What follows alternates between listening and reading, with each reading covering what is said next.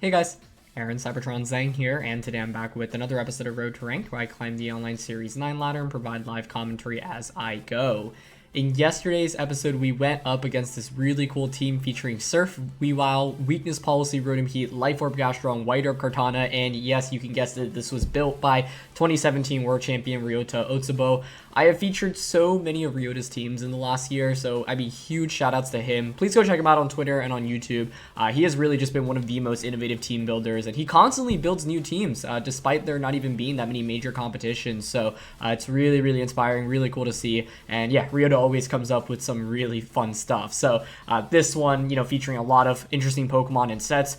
Specifically this Weakness Policy Rotom Heat set. Weakness Policy Rotom, not that common. You'll typically see Nasty Plot as the way to boost it. This Rotom actually does have Nasty Plot. In yesterday's episode, I was wondering if the Rotom had Nasty Plot, because there was like an opportunity where our opponent could have set it up in front of us. And so, yeah, obviously a lot of surprises here. Swords Dance on the Kartana. You can boost up Gastrodon with Storm Drain via Surf from Weavile. And of course, Clefairy, designed to really just enable all of these sweepers. So the goal really is to try to, sweep with one of these Pokemon as quickly as possible, but you have plenty of max options in Rotom, in Gastrodon, in Kartana, and Porygon, so you really want to play depending on the matchup. So thanks once again to Ryota for the team. Check him out. I've linked his Twitter and his YouTube down in the description below, as well as a rental and a paste for this team. And yeah, the main thing here is that you have multiple strong sweepers, right? Porygon-Z is pretty interesting. It actually has Swift, Ice Beam, and Trick Room. Sometimes you'll see Dark Pulse, sometimes you'll see Protect, for example, Thunderbolt. But yeah, Trick Room is nice because you could actually use it to reverse opposing Trick Rooms. You're rarely going to use it to like set up your own Trick Room.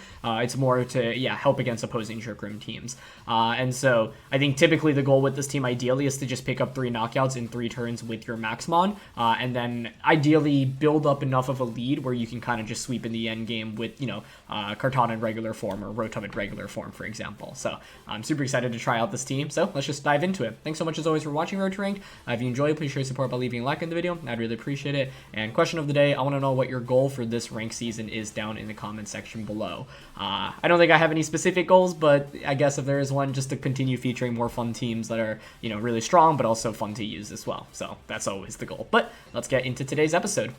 Alright, getting into our first game of the day. As a reminder, it is a brand new rank season, so our rating has reset. Made it to Ultra Ball 2 after yesterday's episode, so we'll see if we can get to Master Ball today. But either way, first game of the day, Fini, Moltres, Kartana, Rotom, Whimsicott, and Metagross.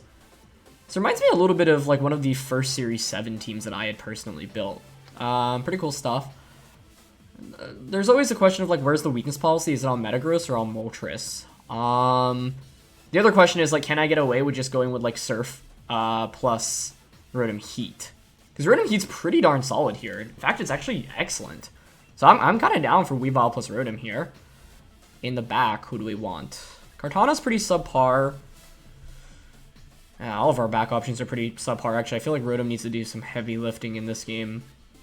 Clefairy for Friend Guard is always valuable, so I'm down to bring that. And I'm thinking Gastrodon as the last one. Porygon's pretty bad outside of Dynamax. I mean, I get 1 Hyper Beam off from it. That's basically it. SD Kartana, meh, doesn't feel great. So, I'm down to go for Gastrodon.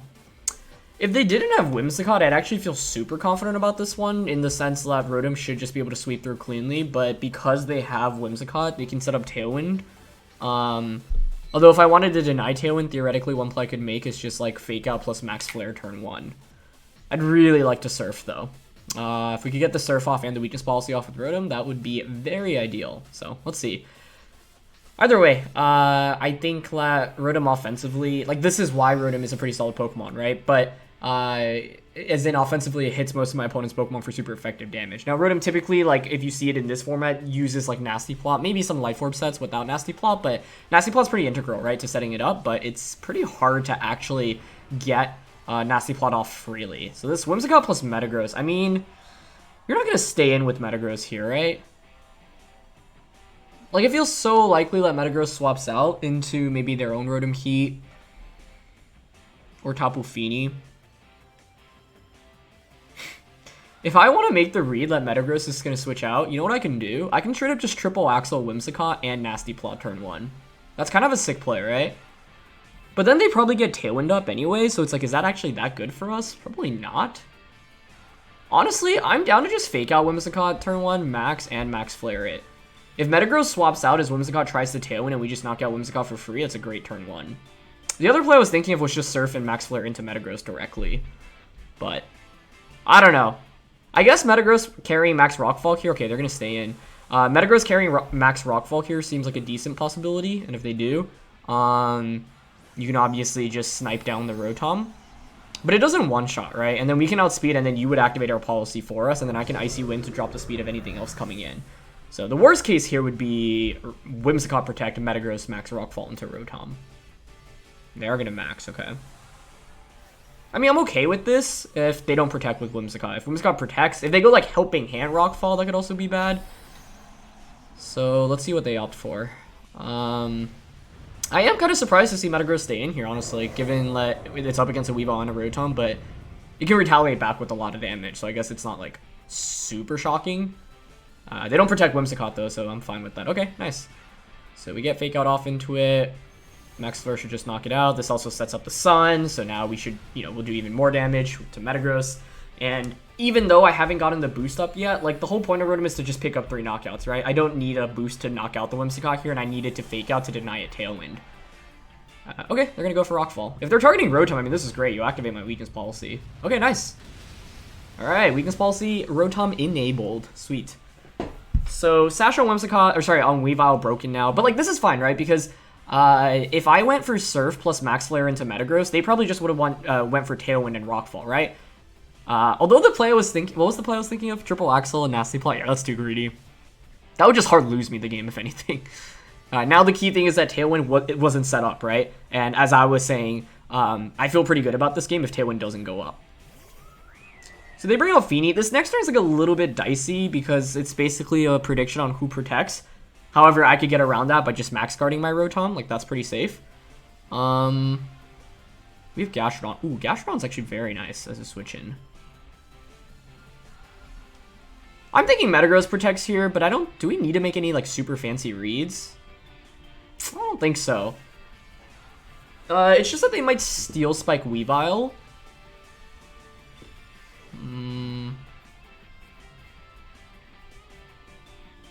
I think the safest play is to... Well, the safest play would probably be just to stay in with Weavile, actually, because I don't want to lose Clef on the switch in.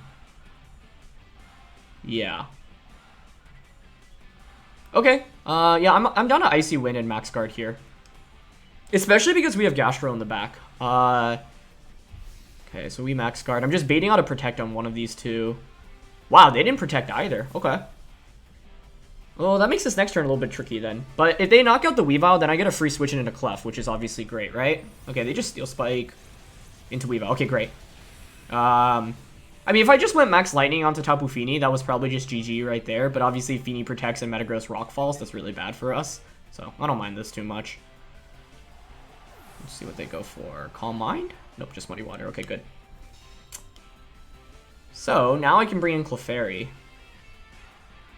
The thing with Clefairy is I'm still in the same position because my opponent didn't protect either of the Pokemon here, which was a nice play on their end. But I'm still okay with it. The defense boost doesn't add any value for my opponent. I obviously have Friend Guard up now. I feel like Metagross protecting here feels like the obvious play. I might still just go for the Max Flare though, because Muddy Water shouldn't KO us. That would also set up the Sun. The other question is what I think my opponent's last one is going to be. I'm thinking it's Kartana. At least I want to assume it's that. If it's Moltres or Rotom, Gastrodon has a pretty good time in the back from my end, right? Okay, I think I'm actually just going to go Dazzling Gleam here and Max Flare into the Metagross. So let's see if they Max Guard Metagross. Nice, okay. Yeah, given that they didn't Max Guard last turn, I was thinking they might just get ambitious and not max it again.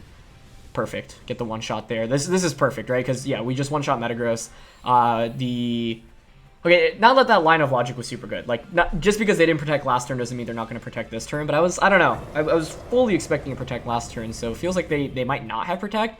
Or they're playing a little bit loosely. Muddy Water, Clef dodges it. Okay, it's going to hit Rotom, but with Friend Guard and Sun up, that's not close to picking up a KO. Perfect. And we get Dazzle off. Great. Dazzle was just a little bit chip, but Thunderbolt should finish that thing off. Okay, so their end game is going to be, they're going to have Moltres, Kartana. Kartana's the scariest, but the thing is, if it's Kartana, I can just go for Follow Me plus an Overheat. Oh, it's Rotom. Okay, perfect. Man, my only question is how fast their Rotom is relative to ours. I mean, Gastrodon should win this endgame for us anyway. How fast are we again? 125 speed. I don't want to risk a speed tie here. I think it's fine to just go Follow Me plus... Oh, it's Rising Voltage here. That should still KO at +2, I would think. Okay, Fini finally protects. Yeah, it's a good protect. I was thinking of Helping Hand Overheat, and I'm still willing to make that play this next turn if Rotom like decides to go for a Nasty Plot here, for example. Okay, so we are faster. I just wanted to confirm that.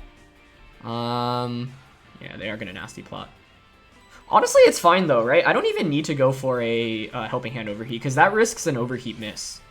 I can just go Follow Me. Yeah, Follow Me plus... Because my Rotom is faster, and their Rotom can't touch our Gastrodon, really. So, let's just go for another Follow Me. I guess the only fear is if +2 Rising Voltage doesn't KO. I could Helping Hand to guarantee the knockout. Okay, I think I'm willing to Helping Hand in this position. Yeah. Because if we miss out the knockout on Fini, it's actually really bad. But, I mean, Fini could opt for a double protect here. Okay, they don't go for it. Nice. Alright. Got the Rising Voltage. Beautiful. That's a one-hit knockout. Let's see if they overheated Clef or Thunderbolted Clef or Thunderbolted Rotom. Either way, it's fine. Nice. They T-Bolt Clef, and that doesn't even KO us. Perfect. Great. So, I'm willing to just go for Follow Me here. As satisfying as it would... I think Helping Hand Overheat might actually one-shot this Rotom, but I don't want to throw the game away. Like, we have a more or less guaranteed win here, it feels like, so... I'm just going to Follow Me and Dark Pulse. Yeah. Whenever you have a sizable lead like this, like, the only way you can lose, especially in this scenario, is if you miss attacks, and there's really no reason to risk it, especially because we know we're faster here as well. And we have Gastrodon waiting in the back. Yeah, nice. Dark Pulse itself does over 50%, so another one should finish it off. And the thing is, Rotom doesn't have spread damage, right? Well, I guess I could have Discharge. Oh, we even get a flinch. That's really lucky. I guess if it had Discharge, it had a chance, but there's no way it has Discharge on that kind of team. Okay, so I'm just going to Helping Hand plus Dark Pulse now. I think that alone might just get the knockout onto Rotom. But yeah, there was no reason to risk an Overheat miss, as satisfying as it would be to see that. Just because we know we have 100% accurate attacks. Oh, actually, not necessarily, because Gastrodon in the back has Muddy Water, right? So I'd actually have to still connect on a slightly inaccurate attack to win the game at some point. But this was basically, like, even if Rotom didn't flinch there, they would only pick up 1 KO, and if you pick up the knockout onto Rotom, I get a free switch into Gastrodon. Then I guess it is Follow Me and Muddy Water, so I do have to rely on hitting, but I don't think that Rotom's ever beating the Gastrodon that I have in that endgame, so yeah. Either way, we didn't get the Surf off, but Weakness Policy Rotom absolutely smashed it in that one, so good job. And yeah, the main thing in that game was denying Tailwind, right? That's why I said, hey, if my opponent didn't have Whimsicott in Team Preview, I'd actually feel super good about this, because Rotom is just super strong, and then Icy Wind support from Weavile just enables it even further. One thing that was a little bit scary about that game, though, was that I went in on that Max Flare play on Metagross, but I think because of Friend Guard, even without Sun Up, we would have survived Muddy Water anyway, which is why I thought that that would work out for us. Plus, I was just, yeah, I mean, the ability to one-shot a Metagross in the position we were in felt really, really nice. So, yeah, let's look for our next game here. I think a win gets us to Master Ball tier, which is pretty neat. All right, what do we got? Okay, this looks really similar to the Garchomp Celesteela team we used a couple of weeks back.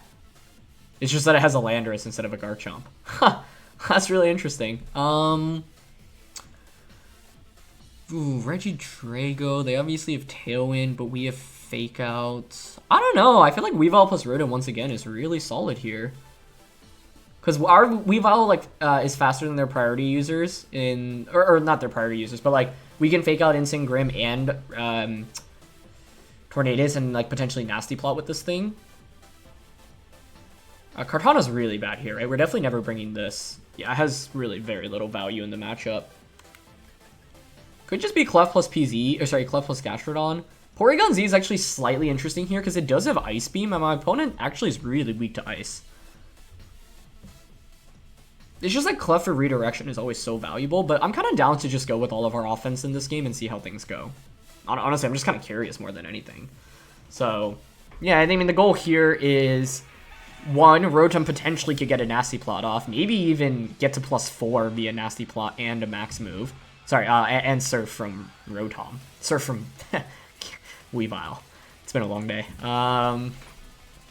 Celesteela, Grimmsnarl. Okay, I mean, that works for me. I guess the fear here is if you're AV Steela, you could Rockfall to activate my policy. Fake Tears on Grimmsnarl, scary. Scary Face on Grimmsnarl, also scary. Okay, but what if I just straight up go Surf, Max Flare, turn 1? I'm really thinking about it. What's their switch into that? They don't have a switch into that. I mean, I guess it's Regidrago or Incineroar, but both of those are probably taking upwards to 50%, so it's not really a switch in. I guess my only fear is, I don't know, they could totally just go like Light Screen plus, like, if you're Light Screen and you have AV, you probably just survive. Alright, let's find out. What am I mean, it's probably a Celesteela, right? This is like super similar to the AV Celesteela team we had used just a couple of weeks ago, actually, at this point. I don't know, the other play I was thinking was like fake out Grimmsnarl, but like, what else do I do? Max Flare doesn't one-shot Grimm, right? So that doesn't feel like it's super strong. Although I guess if like the Grimmsnarl actually has fake out here and just clicks fake out into Weavile, that is pretty bad. Although Flare, then the sun would go up, and then unless you Rockfall, like fake out plus Rockfall into Weavile is what I'm nervous about right now. Oh, wow, they actually had... Shoot, okay, that's really bad. Assuming they doubled up onto it. Alright, nice play. How much do we do here? Yeah, if we got the Surf off, that Celesteela was a goner. I mean, this still wasn't even that bad, honestly, because we outspeed and we did that much damage. No way. But they Steel Spike, which is... Okay, that's really good for us. I just think they have Scary Face on Grimm. Otherwise, I don't think this play was super strong.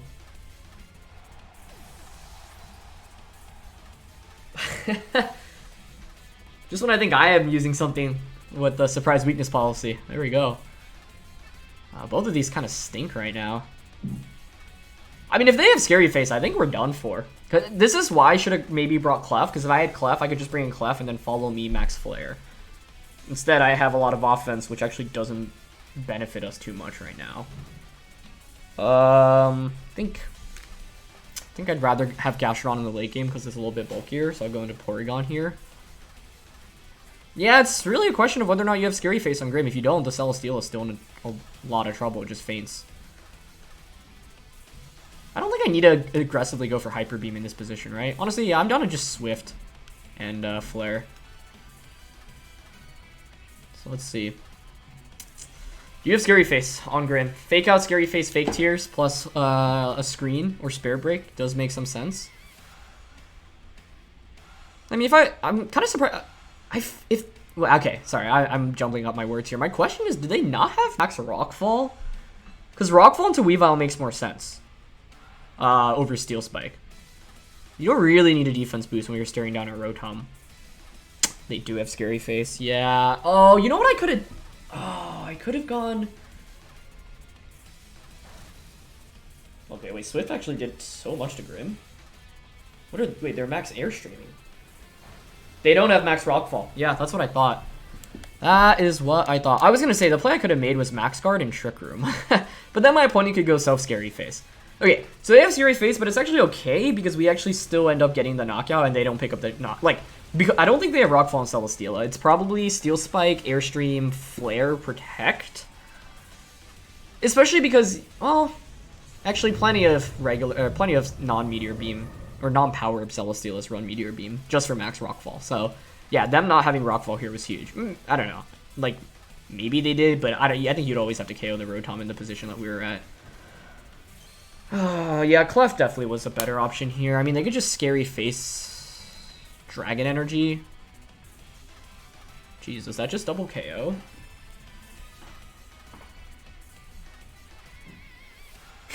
Probably does. I didn't think about just how oppressive Regidrago could be if I didn't bring Clef. So this was a Clef difference. I should have brought Clef out in this game.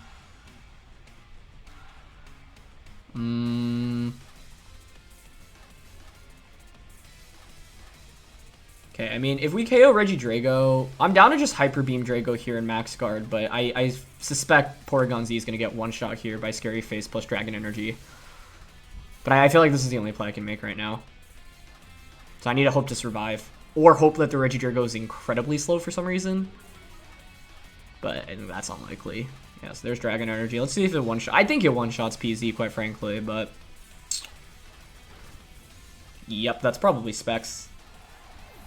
If I had Clefairy, I would have had Friend Guard next to Rotom, then I could have... Yeah, it was just a Clefairy difference in this game. I really needed Clef.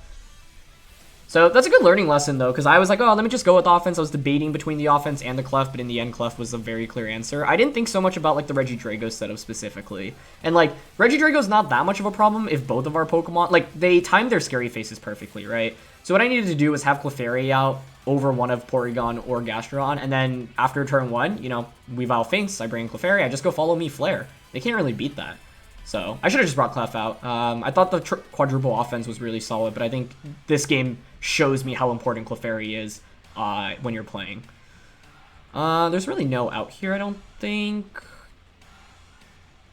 Yeah. Regidrago just stomps on us too hard here, I think. So it's fake. Yeah, so yeah, super similar to the Celesteela team we had just used a while back. Yeah, perfect game for Regidrago, so nicely done. Nicely executed. And I didn't bring any Regidrago resistances. I guess, like, I just didn't even think Regidrago was that scary in Team Preview. But the reason I didn't think it was super scary was because, like, oh, I'm just going to outspeed it. But my opponent, like, timed their Scary Faces super well. I could see why they were aggressively targeting down Weavile in the beginning of that game, too. Because that's obviously a pretty big threat to Regidrago. So, yeah. Clefairy would have been the difference maker in this game. Like, this was one in which, like, I definitely caught off guard a little bit. Like, if I actually just went Fake Out turn 1 onto the Grimmsnarl and Max Flare, we actually would have been in really good shape. Alright, next game here. Regieleki, Dusclops, Urshifu, Incin, Glastrier, Amoonguss. This feels like a fantastic Rotom game, honestly. Just Weavile Rotom for sure. I think I should learn from my last game and bring Clefairy. Last one's interesting. None of these are, like, super strong. Porygon for Swift alone is pretty interesting. It's got... I guess it gets outsped by Urshifu. Urshifu's a pretty big issue, right? So maybe it's Kartana, because we have White Herb, so we don't... Like, you can ignore it and Intimidate. Okay, I'm kind of down for that. Yeah, I feel like the team my opponent has... I don't know, I don't know if there's, like, a very standardized version of it running around, but it's a pretty common team archetype in general, right? I mean... it's like revolves around Glastrier, but you also have a Lecky to play outside of Trick Room. So yeah, it's Lecky plus the Dusclops. Okay, Lucky Dusclops. I think this is just Surf. My only fear is if it's Eerie Impulse Lecky.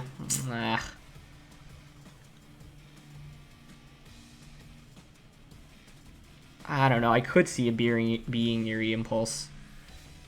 Still kind of want to just go for Surf plus Max Darkness, though. If they're Eerie Impulse, so be it. If not, I think we are just in fantastic shape after turn 1. I guess they can switch Dusclops out in this position. Like, they should know the weakness policy is coming. So Frisk is, once again, like, Dusclops is such a nice Pokemon to lead because you just, you know, knowing their items immediately gives you such added value. So, yeah. Let's see. I don't know. I think on these teams, the Leckies, like, I would expect it to be Magnet, Life Orb, or Specs, one of the 3. Oh, wow. That's smart.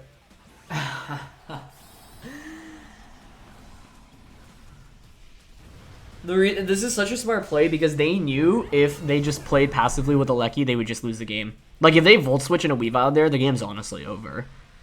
That's the one play my opponent can make to keep them in this. So, well done identifying that. Well done. I expect Hyper Beam into Rotom, so Max Strike. Now, that's not going to one-shot us, but it's going to do a lot of damage, obviously. Love that play from my opponent, though. That is, yeah, well done. Okay. Oh, they target Weavile, though. I'm actually really surprised by that. Yeah, this actually still puts us in a really good spot, assuming we one-shot Dusclops with Surf plus Darkness. Okay, get a little bit of chip, get the weakness policy going. Show me the KO on Dusclops. If Dusclops is down, the game's just over, honestly, I think, if we play correctly. Because Rotom should have such a monumentous advantage. Nice. Okay, good. Alright, I'm actually very surprised to see the strike go into Weavile, but I'll take it. Weavile's kind of acted as bait in the last 2 games. I guess, like, the thing is, maybe my opponent was expecting Weavile to do, like, the damage. Well, you already scouted the weakness policy, though, so I don't think you really need to worry about that. And, learning from the last game, this is why, you know, like, the last game is a perfect example of why, like, you can learn so much from your losses, right? I directly realized how important Clefairy was as, like, a pivot Pokemon here. And so, like, yeah, Incineroar comes in, what can I do? Well, I just bring out Clefairy right now. What are you going to do against that? And go for a Flare onto the Gigalith. And the thing is, Clefairy just protects the Rotom so well after it's activated. I just, like, yeah, I missed that completely in that second game. So it's not like you should always go Weavile, Rotom plus Clefairy, but you'd have to make a pretty good argument to not bring Clefairy. Like, that's what I'm learning from that last game. And I didn't have a great argument for not bringing in that last game. Yep, they fake out perfect.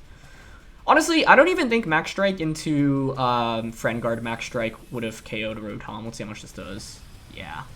Nice. Friend Guard is too important. And it makes a lot of sense, right? Because this team is designed to just pick up 3 knockouts in 3 turns, ideally, with your Dynamax. And, like, I'm not going to be able to do that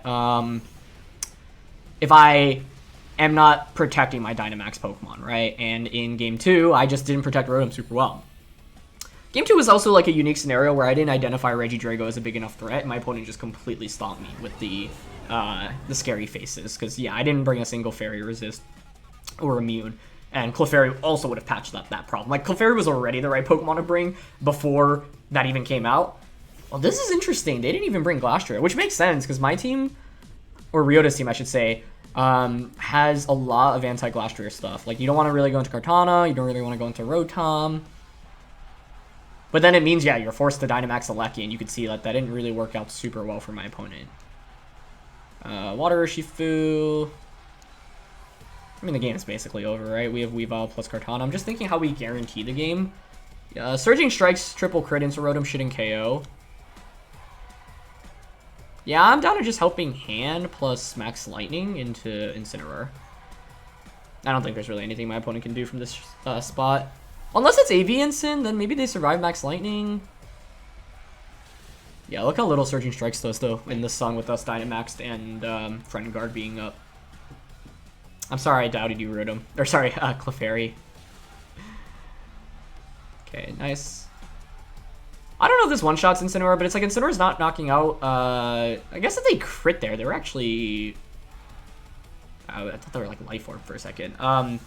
Yeah, so they outspeed because we had eaten the speed drops with the Rotom, but yeah, it's not enough to KO. I guess, like, I kind of forgot about Incineroar outspeeding us there, though. So that last turn could have been a throw. It's still pretty tough for my opponent to win. Because then I just bring Kartana, I just follow me Swords Dance, and I think Kartana then just Sacred Swords the Incineroar. So I think we had that wrapped up anyway, which is why, like, maybe I played a little bit more looser than I should have. But you always want to think, like, how can I throw the game? And I forgot about us being at -2 speed. So instead of Helping Hand, Follow Me was probably better, just to guarantee burst damage onto either of these. Yeah, I like that play more. I think Follow Me was the right play. Okay, now we can go for Follow Me, but yeah. Rising Voltage is also interesting as an offensive option, right? You use it because Rotom, like, Rising Voltage is a little bit different from, like, most of the other terrain moves, where it's, like, dependent on your target being grounded rather than you being grounded, which is pretty interesting. Okay, there's a Strikes into Clef. 1, 2, 3. Curious if the Sash is on the Urshifu here. Like, you might sometimes see... Nah, it's probably Sash. I can't see it being Scarfed or Banded on this team, but maybe I'm wrong. Yeah, it's Sashed. Okay. Nice. Yeah, I mean, the key thing here was that Rotom was literally 1v6 in this matchup. Like, my opponent had no Rotom answers, honestly. The closest is Water Urshifu or Gigalith Max Strike, but even, you know, both of those came out here. They didn't do that much to us. So, yeah, you just go for another Follow Me. And thanks for the Dark Pulse. Yeah, I think it was really critical Rotom didn't get hit by Max Strike turn 1. Although, honestly, in the end, like, Max Strike didn't do that much to us, right? Like, it would have done maybe 50% at best, but then the thing is I can just switch in Clefairy the subsequent turn. The main thing that was beneficial for us here was my opponent let Dusclops, right? And Dusclops doesn't run Protect most of the time, so it was a pretty free Max Darkness into that. So they probably also weren't expecting us to one-shot in that position, right? I'm curious what the Dusclops moveset is, though. I think, like, Helping... Wait, Dusclops gets Helping Hand, right? I thought it did, at least. Because that would have a lot of value. Okay, yeah, we can actually check the set. So it's Life Orb Gigalith. Yep, pretty classic stuff here. Eviolite. Huh, they did have Helping Hand! Okay, so one, I'm glad I'm not wild in thinking, because that makes more sense, right? Gigalith Dusclops isn't as viable of a lead if you actually can't get one-shots, but because you have Helping Hand here, yeah, that makes a lot more sense to me. Okay, Sash Urshifu, pretty classic. It was AV Instant, but yeah, +2 Max Lightning with Helping Hand was enough to KO. Yeah, I mean, you can see this Glastrier has nothing for Rotom, unfortunately. It's got nothing for it. And then Black Sludge Amoonguss. Clear Smog. Pretty interesting, but yeah, I think like this was just a clear example in which we had a good matchup, and the Dark Pulse is actually a big difference maker as well, right? Because if we don't have Dark Pulse, we probably can't one-shot Dusclops on turn 1. And if we can't one-shot Dusclops, this thing sticks around for longer. It had Ally Switch, so that would add a completely new dimension to the game as well. So it was good that did not end up coming out or being relevant. But yeah, that was definitely a very good Rotom Heat game. So you can see how well designed this team is around the Rotom Heat. All 3 games have been about it, basically. And in Game 2, I felt like we would have had a pretty sizable advantage if I didn't mess up and bring out Clefairy. But of course, in Game 2, my opponent also, you know, made all the right plays. It just felt like, yeah, I was missing part of the formula in Clefairy, and that's kind of the adjustment we made in this game. So that's a good example of how you can often learn from your losses, even in tournament, right? Like, I've had tournaments before where I've made mistakes like that, where I'm like, wow, I like did not realize how integral this one Pokemon was or how well it synergizes with another Pokemon, right? And so like that's why like losses can actually be really, really helpful, because you can identify exactly what you did wrong and then hopefully apply that game knowledge to future games. Either way, it's been a fast couple games, so let's find a 4th and final match today. Alright, last game here. Alright, don't think this is as good for Rotom, unfortunately. They got a Dracovish and a Gigalith. If they didn't have Kartana, Gastrodon would just run so free here. But they have Kartana.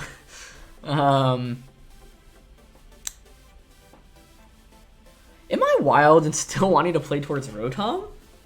Maybe a little bit. I also have to respect Trick Room from P2, right? P2 Dracovish? That seems a little scary.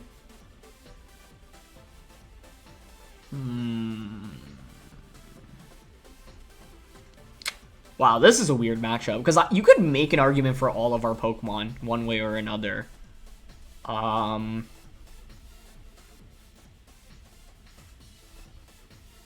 if I just go Clef plus PZ? They don't have that many normal resists. Okay, so then that means we need to beat Kartana and Gigalith in the late game. What are our answers against Kartana and Gigalith? Rotom and our own Kartana? Do I really need not bring Gastro in this matchup? I think I need to bring Rotom, because otherwise I'm too weak to their Kartana. And then it's between Gastro. I should have gone with Gastro here over Kartana, I think. I don't know. You could make a decent argument for both, but I think Gastron's maybe a little bit more consistent. Because it's slower, it's bulkier. And it's not like Kartana's one-shot, but I don't know. Yeah, I think it was probably Gastrodon over Kartana. This is just their Kartana that really scared me. They go Whimsicott Kartana, so if I actually went Weavile Rotom, this would have been a super good start for us, but it's still okay. Honestly, it's not bad at all. Wait, I can just Protect and switch this out. Yeah, that's pretty safe. Especially, like, imagine if they commit their Dynamax to Kartana, we would be in phenomenal shape. Because then I just follow me, KO your Kartana, and really just win the game from there, I think. But I guess this is the problem in not bringing the Gastrodon. I am pretty exposed to Dracovish right now, if they actually brought that. However, bringing Dracovish into a matchup when your opponent has Gastrodon is also really risky, so I'm kind of making the call here that they're going to leave it on the bench because we have a Gastrodon in team preview, and I'm hoping Gastrodon basically has the effect of scaring away the Dracovish. Now, whether or not a Slug is actually strong enough to scare away a big dinosaur, I'm not sure. But I'm hoping that's the case. Either way, this is not a bad turn 1. Ooh, Helping Hand. Oh man, if it's Helping Hand Sacred Sword into Porygon, that's a great play. See if they went Smart Strike or Sacred Sword. Nicely done. It's a lot of damage. I mean, that's fine. I just don't really feel great maxing here. I think I'm going to switch Clef out into Kartana here and just overheat the opposing Kartana. Because even if you go for another Helping Hand Sacred... Yeah, I was going to say, that's really risky. This is probably Dracovish then, or Gigalith. Okay. Yeah, but this is fine, right? Because I just got my Kartana in freely. Are you Sash on Whimsicott? I wouldn't think so. What's the item? What is the item? Eject button is what I lean towards, or maybe Koba. I mean, they Tailwind, that's fine. I don't want to max until I can see what item that thing has. Okay, Gigalith dodges it. It's not great. Huh. I mean, I need to conserve Rotom right now, right? For their Kartana. Can't really protect here. I guess the alternative is to just Swords Dance and then play towards a Kartana sweep on my end. It's actually pretty interesting. What does PZ offer for me at this point, given what they've revealed? I am still just super Kartana weak. But if are they going to commit their Dynamax to Gigalith? I'd be kind of surprised. Okay, I'm going to SD and switch out into Clef. What's the worst? I eat Helping Hand Rockfall onto Clef? It's not that bad. Once I get a Swords Dance off. Okay, they switch Whimsicott out. Yeah, that's fine. That's frustrating, because I don't know if their Gigalith outspeeds us. I could have actually just, like, flared. I was thinking of overheating into Kartana there, but that's fine. Because especially if they, like, commit their Dynamax to Gigalith right now. Oh, they protect. Oh, yeah, perfect. That's a really risky play, though. If I just overheat Whimsicott there, I feel like it's, like, an insta-win, but whatever. Still feel okay about our spot. Okay. A little bit of damage here. Like, because their only fire type is Rotom. They only have 2 turns of Tailwind left. I can max and go for Helping Hand Max Knuckle into Kartana right now. I'm going to go for that. There's just so much damage. Now, maybe I should have protected Clef in this position. Because, like, they could Steel Spike us. Okay, I think I rushed this turn a little bit too much. Because I don't think a +2 Max Knuckle KOs their Kartana if they Dynamax. If they don't Dynamax, I think it's a knockout. Yeah, it's interesting. I think protecting Clef was always the play here, though. Wait, they're not maxing Kartana. Now, this makes sense, especially if you're a Focus Sash Kartana. If they're not Sash, this becomes a really interesting game. Oh! You know what, though? They might have been baiting me to max Kartana so that they could max their Rotom-H in the back. Tricky, tricky. Yeah, I actually think that's a very likely possibility. Are they maxing Gigalith? It has to be, right? There's no way we outspeed their Kartana under Tailwind. Wow, okay. Yeah, I don't mind that. You know, like, this makes sense, especially if they're, like, weakness policy Gigalith. Like, my guess is that they wanted me to activate the weakness policy. So this should be an interesting turn. I don't like the Helping Hand here, though. I think I should have protected with Clef, because I'm going to get hit by a Smart Strike. Yeah, and Clef is too important to take damage, like, the way I'm doing here. Yeah, it's not a good play on my end. That's okay, though. I mean, okay, this should knock out, assuming they're not Focus Sash, but I think they might be. No, they're not. Okay. Man, this is a doozy. Because their last one should be Rotom-H, right? Yeah, like, Gigalith on my opponent's team is just interesting because it doesn't synergize, like, super, super well with Tailwind. You can kind of see that here. Oh, they have Max Steel Spike. Yeah, I mean, this is why I should have just protected Clef. I'm kind of frustrated myself for missing that, but it's okay. Okay, so let's assume their last one's Rotom. I mean, if it's not Rotom, Kartana just wins against everything else at this point, so it needs to be Rotom for them. So if it's Rotom, we can bring in PZ. I guess the question is whether or not PZ outspeeds. Oh, no. Ooh, we're min speed. Oh, but you know what the play is then? We would bring out PZ and then just sack it. Yeah, like I could, bring out PZ, Max Guard Kartana, switch PZ out into Rotom, sack Rotom, Dynamax is over. Oh, they actually brought out Whimsicott. Okay, even better. Even better. That makes me think. We're at +4, they're at +1 defense. I'm pretty sure Max Overgrowth just KOs. I guess let's find out. I'm just gonna Max Overgrowth and Ice Beam here. I mean, Whimsicott can't do anything too tricky this turn, right? It can trick, that's it. Even if you trick, though, that doesn't accomplish anything, really, right? Alright, they Max Guard, that's fine.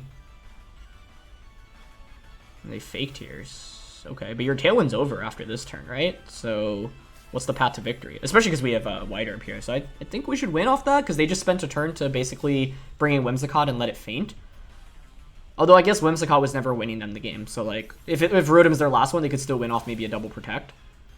Well, that... Okay. I did not think Whimsicott would survive an Ice Beam from Porygon-Z, to be honest, but we get a lucky freeze. To be honest, the freeze doesn't really impact anything because, quite frankly, well, it does impact things in the sense that they had a win con, which was going for a double protect on Gigalith. I guess that's still their win con. I mean, they could still do that, right? They just go for the double and then ball out, but now the odds are substantially more in my favor. I'm surprised Ice Beam didn't one-shot Whimsicott there. But yeah, also, like, this was an interesting game, because I certainly did not expect Gigalith to be the max option after the early game. And Whimsicott stays frozen. Yeah, Gigalith didn't go for the double either, so I think this should just be a double KO this turn. See, it is +4 max overgrowth from Kartana against a +1 defense Gigalith. Yeah, that's enough. Nice. I think my opponent had to bring in their last Pokemon, but I'm guessing they didn't bring Rotom into this match. I mean, this is why I brought my Rotom, because I was trying to bait their Kartana to Dynamax. They very smartly did not Dynamax on turn 1, though. Like, I think if my opponent just committed their Dynamax to Kartana on turn 1 and they were AV Kartana, like, we would be in just phenomenal shape going into the end game. But now we just get a double KO. Yeah, definitely a lucky freeze. I mean, if I didn't get the freeze there, I maybe should have Hyper Beamed that. I thought Ice Beam would definitely pick up the knockout, so I'm curious on the bulk on that. But even if we didn't get the freeze, Kartana still outspeeds the Gigalith, and Gigalith had Max Guard, and we had one more turn of Max. So, like, Max Overgrowth would still pick up the knockout. They basically didn't get anything off that Fake Tears turn, so let's see what the last one was. It was Dracovish. Okay, so they actually did bring Dracovish in the end, but that benefited us, right? Despite me not bringing Gastrodon, Dracovish is not in a position where it actually can do enough damage right now, interestingly enough.